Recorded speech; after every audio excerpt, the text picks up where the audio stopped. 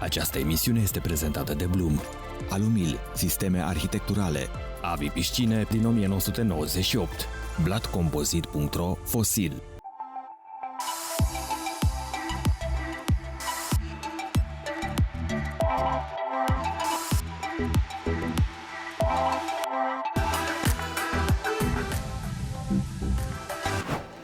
Spațiul construit devine tot mai mult o extensie a gândirii noastre, a valorilor pe care le cultivăm și a viitorului pe care vrem să-l construim.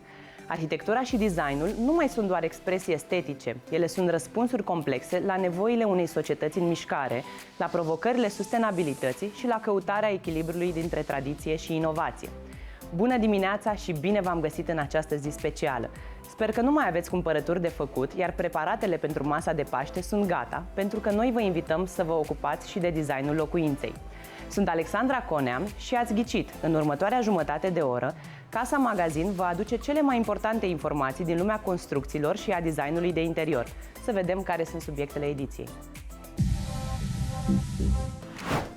Astăzi, la Casa Magazin, facem o incursiune în inima creativității internaționale la Fuori Salone, parte a prestigioasei Milano Design Week 2025, acolo unde ideile, culturile și tehnologiile se întâlnesc într-un dialog al formelor și viziunilor. Continuăm cu oprire în Grecia, la Salonic, unde restaurarea falezei orașului este un exemplu emblematic de reintegrare urbană prin care arhitectura devine punte între istorie și contemporaneitate. Odată cu primăvara ne întoarcem spre natură și explorăm cele mai noi soluții de amenajare exterioară, de la pergole inteligente la tâmplărie sustenabilă. Mergem și la Geneva, la Watches and Wonders 2025, unde designul se exprimă prin precizie și tehnologie. Rămâneți până la finalul ediției pentru că avem și un anunț surpriză. În această ediție specială vă invit să privim dincolo de forme și funcțiuni, spre viziune, spre dialogul dintre idei, culturi și tehnologii. Vom începe cu energia creativă de la Fuori Salone în cadrul Milano Design Week 2025. Între 7 și 13 aprilie 2025, Milano a fost centrul creativității globale, găzduind Fuori Salone, evenimentul satelit al Salone del Mobile. Această săptămână a fost marcată de intersecția dintre modă, design și inovație, evidențiată prin prezentările remarcabile ale marilor case de modă, deschiderea Materia 2.0 în cartierul Brera și inițiativele din Porta Veneția. Situat pe prestigiosul Corso Venezia numărul 16, Palazzo Serbelloni este unul dintre cele mai emblematice exemple de arhitectură neoclasică din Milano. Marile case de modă organizează în cadrul Fuori Salone Milano expoziții de mobilier și evenimente în care expun cele mai noi piese create de designeri celebri din întreaga lume. Ne aflăm la Palazzo Serbelloni, unde suntem invitați la un astfel de eveniment. Construit între 1770 și 1793 pentru ducele Gabrio Serbelloni, palatul a fost proiectat de arhitectul Simone Cantoni și reflectă eleganța și rafinamentul aristocrației milaneze de la sfârșitul secolului al XVIII-lea. De-a lungul timpului, Palazzo Serbelloni a găzduit numeroase personalități istorice, inclusiv pe Napoleon Bonaparte și soția sa Josephine, care au locuit aici timp de 3 luni în 1796. În fiecare an, Louis Vuitton colaborează cu designeri celebri din întreaga lume pentru a crea piese de mobilier experiențiale și funcționale. Anul acesta, Palazzo Serbelloni din Milano găzduiește expoziția Objet Nomad, plină de obiecte de mobilier și obiecte de design. Aici a fost locul unde a fost prezentată cea mai jucăușă și ambițioasă colecție Objet Nomad de până acum. Exponatele au inclus un pick-up din piele în formă de floare, un joc pinball futurist semnat de Pharrell Williams și un set de espresso într-un cufăr clasic. Designeri de renume precum India Mahdavi, Patricia Urchiola și Estudio Campana au contribuit la această colecție.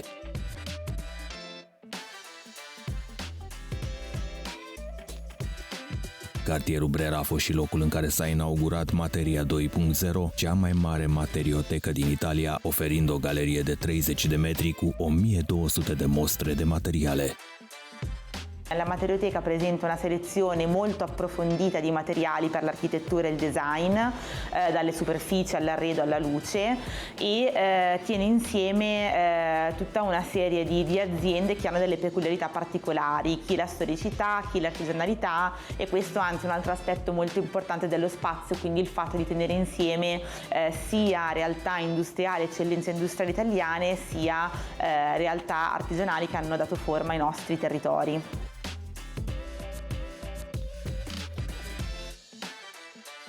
Această inițiativă promovează sustenabilitatea și cercetarea avansată, facilitând accesul rapid și unificat la materiale pentru profesioniști și universități.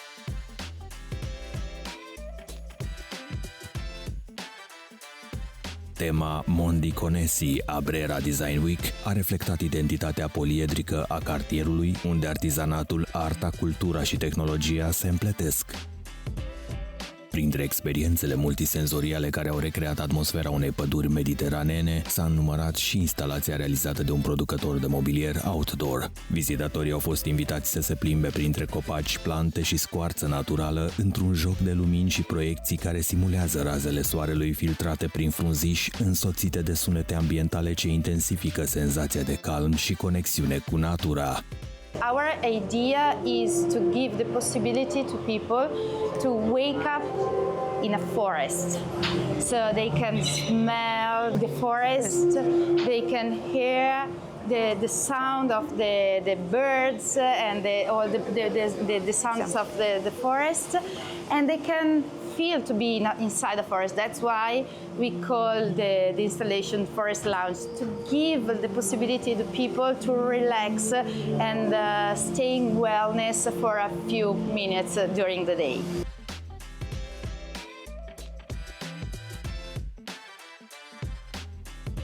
În timpul Milano Design Week, bisericile devin locuri de expoziție. Ca și în ediția precedentă, una dintre bisericile protestante din centrul orașului a găzduit o expoziție de țesături de lux și obiecte de design de la o celebră casă italiană.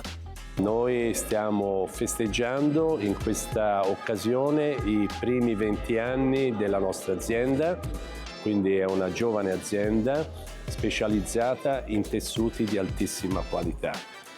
Il nostro mestiere è quello di fare cose belle nel settore della casa con fibre naturali e fibre animali, seta, cashmere, lino, cotone, lana.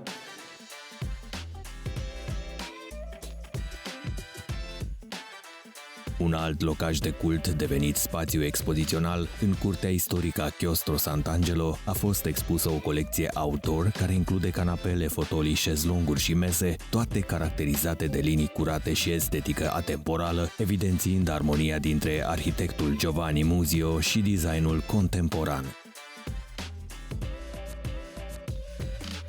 Nici showroom-urile de lux din Milano, care de obicei se deschid doar prin programare, nu au făcut excepție. Echipa Casa Magazin a vizitat unul dintre cele mai exclusiviste astfel de spații. Aici am descoperit piese de mobilier perfect integrate în diverse stiluri de amenajare, iar spațiul este gândit ca o galerie de artă. Questo è uno spazio molto interessante, è nel centro di Milano, è una showroom che si chiama Living Wow ed è parte di un concetto più ampio che riferisce al Milano Control District, una seconda showroom molto ampia.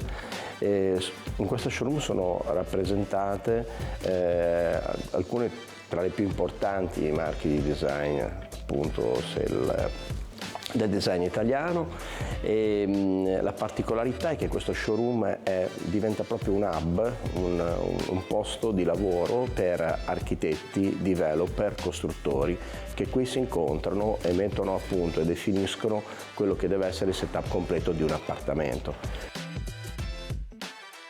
Cei care au realizat expoziții în cartierul Brera au oferit interpretări unice ale temei Mondi Conesi, reafirmând rolul designului în crearea de spații care îmbină estetica, funcționalitatea și emoția.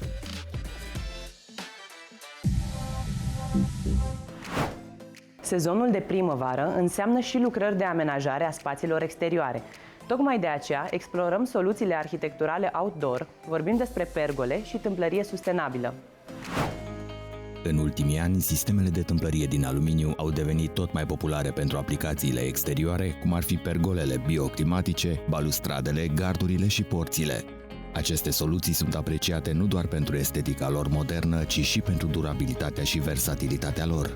Din dorința de a oferi soluții complete și a extinde aceeași estetică din zona de tâmplărie către proximitatea clădirii, a fost creată gama de sisteme outdoor care conține produse pentru exterior, cum ar fi pergole bioclimatice, sisteme de placare de tip barcode, sisteme de împrejmuire sau balustrade din aluminiu și sticlă. Aluminiul este un material cunoscut pentru rezistența sa excepțională la coroziune și intemperii. Spre deosebire de lemn sau fier, aluminiul nu ruginește și nu se degradează în condiții de umiditate sau expunere prelungită la soare. Acest lucru îl face ideal pentru utilizările exterioare, unde expunerea la elementele naturii este inevitabilă. Sistemul de placare barcode poate fi folosit atât ca soluție pentru fațade ventilate, sporind atât estetica clădirii, cât și eficiența energetică a acesteia. În plus, se poate folosi și ca element de design interior, datorită varietății mari de profile din cadrul sistemului, varietății de culori în care ele se pot finisa și a posibilității de integrare a benzii LED. Sistemele de tâmplărie din aluminiu necesită foarte puțină întreținere. O simplă curățare periodică este suficientă pentru a menține aspectul și funcționalitatea acestor structuri. Acest aspect este extrem de important pentru pergolele bioclimatice, care sunt adesea complexe și dificil de întreținut dacă ar fi realizate din alte materiale. Dintre sistemele cele mai solicitate, dintre cele de exterior, sunt sistemele pentru pergole. Avem atât varianta cu lamele fixe, cât și varianta cu lamele bioclimatice.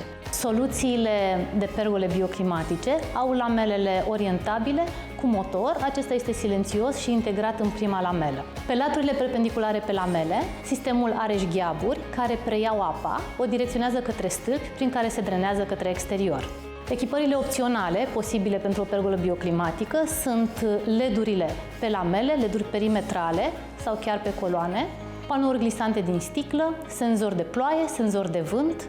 Pergolele bioclimatice din aluminiu pot fi personalizate pentru a se integra perfect în arhitectura casei și peisajul grădinii. Finisajele anodizate sau vopsite electrostatic asigură o gamă largă de culori și texturi potrivite pentru orice stil. Aluminiul este un material robust care poate suporta o greutate considerabilă și presiune, fiind astfel ideal pentru structuri care trebuie să garanteze securitatea locuinței, cum ar fi balustradele sau gardurile și porțile. Soluțiile pe care le oferim pentru balustrade sunt pentru balustrade din sticlă, cu profil din aluminiu numai la bază și mână curentă doar dacă se dorește. Sistemele pe care noi le oferim sunt certificate pentru încărcări diferite, pentru a se putea adapta și pentru a răspunde cerințelor fiecărui proiect. Ele se pot monta cu fixare laterală, aplicat sau profile tip F, care permit montarea la marginea plăcii. Sistemele pentru împrejmuire sunt robuste și oferă soluții cu un grad mare de personalizare, datorită variantelor de profile, variantelor de tipuri de montaj și a posibilității de inserare a diverselor materiale. Porțile sunt atât pietonale cât și pentru acces auto și pot fi batante sau glisante, acționate manual sau electric.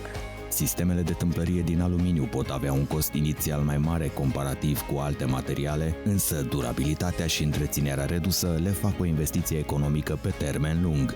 Aceste avantaje fac din aluminiu un material de top pentru orice proiect de amenajare exterioară, asigurându-se atât funcționalitate cât și frumusețe de lungă durată.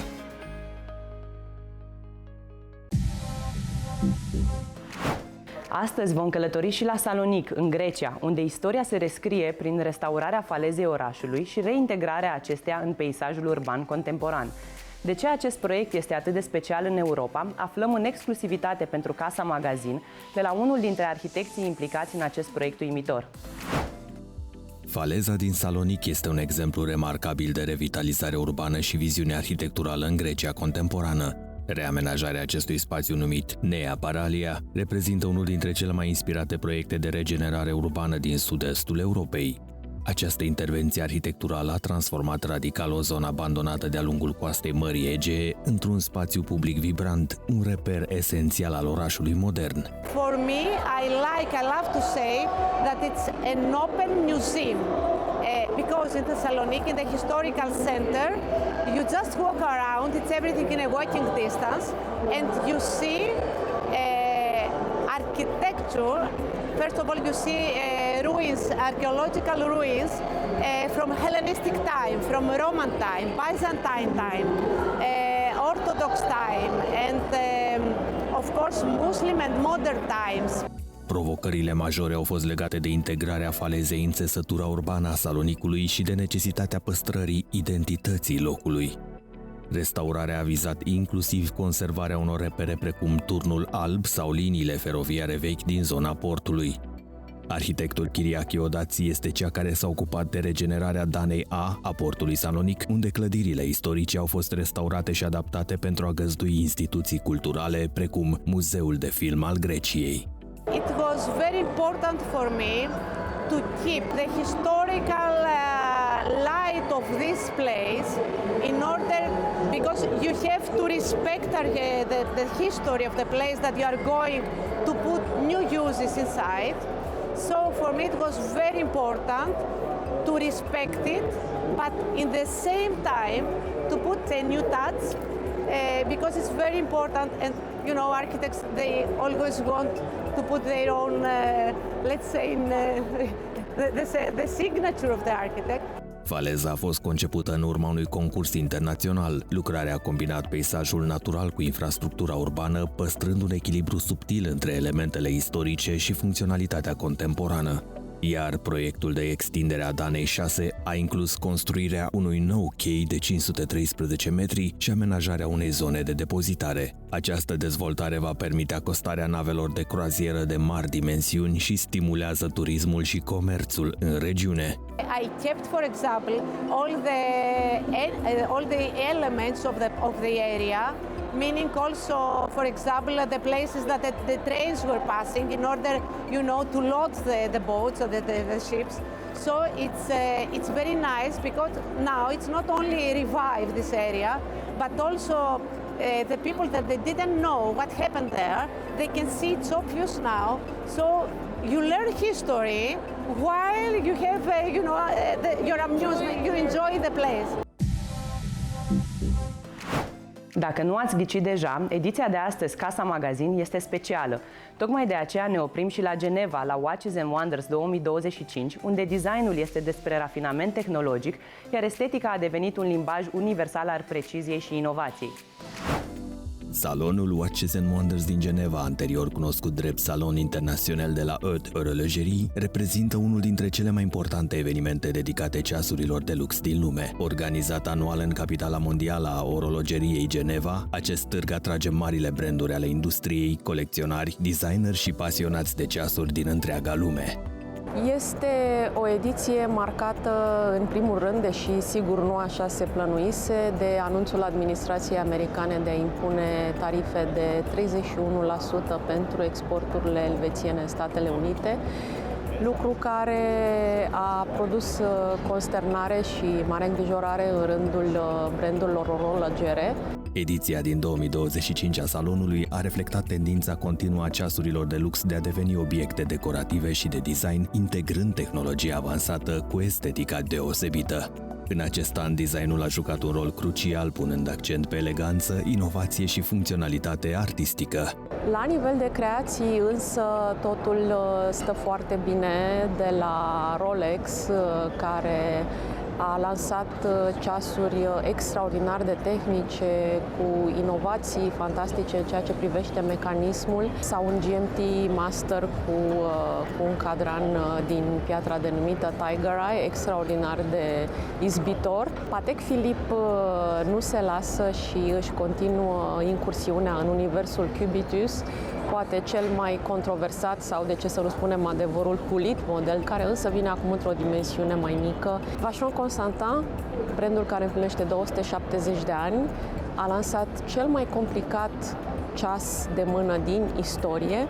Roger Dubuis a tras atenția cu un design dinamic și îndrăzneț, potrivit publicului tânăr și modern, în timp ce Chopard a prezentat seria Le Heure du Diamant, transformând ceasurile în adevărate bijuterii decorative, exemplificate perfect de un set special de 12 ceasuri, fiecare dedicat unei ore diferite din zi.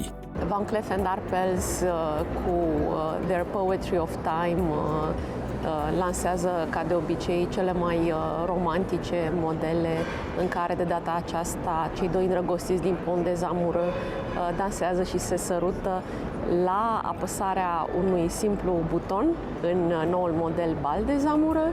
La polul opus, ceasurile foarte tehnice, cum sunt cele de la IWC sau Tag Heuer sau Panerai, și ele fac deliciul iubitorilor de orologerie.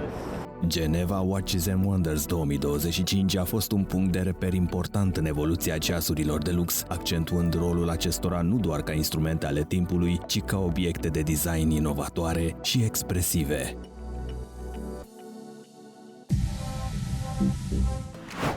Viitorul locuințelor sustenabile prinde contur la București. Între 22 și 24 mai, Hala la Minor găzduiește Energy Expo 2025, cel mai important eveniment dedicat energiei inteligente și construcțiilor eficiente. Noutatea anului vine dintr-un parteneriat special. Casa Magazin se alătură acestui demers. Cu ce vrem să vă surprindem, aflați în următorul material. Energy Expo, cel mai important târg de energie, soluții smart și sustenabilitate din Europa de Est, revine între 22 și 24 mai la Hala la Minor, București. Evenimentul reunește profesioniști, branduri de top și public larg într-un spațiu dedicat inovației pentru locuințe inteligente și clădiri eficiente energetic. Anul acesta, Energy Expo marchează un nou capitol prin parteneriatul cu emisiunea Casa Magazin, singura producție din România specializată în arhitectură, construcții, design interior și dezvoltare imobiliare. Momentul cheie al evenimentului va avea loc pe 24 mai, când va fi organizat NZEP Day, o zi specială cu workshop-uri practice moderate de specialiștii Casa Magazin. Atelierele vor aduce în prim plan teme relevante pentru publicul larg. Cum să-ți transformi locuința într-una smart and green? Ce soluții ai pentru reducerea costurilor cu energia? Ce opțiuni de finanțare verde există în 2025?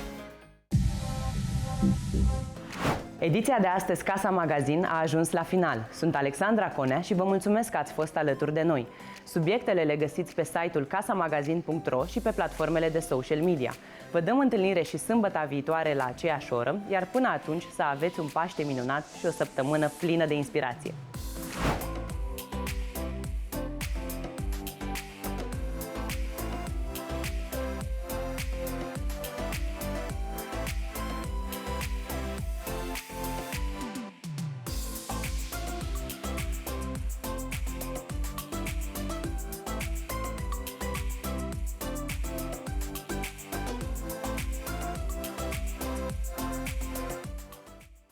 Această emisiune este prezentată de Bloom, Alumil, sisteme arhitecturale, Avi Piscine din 1998, blatcompozit.ro, Fosil.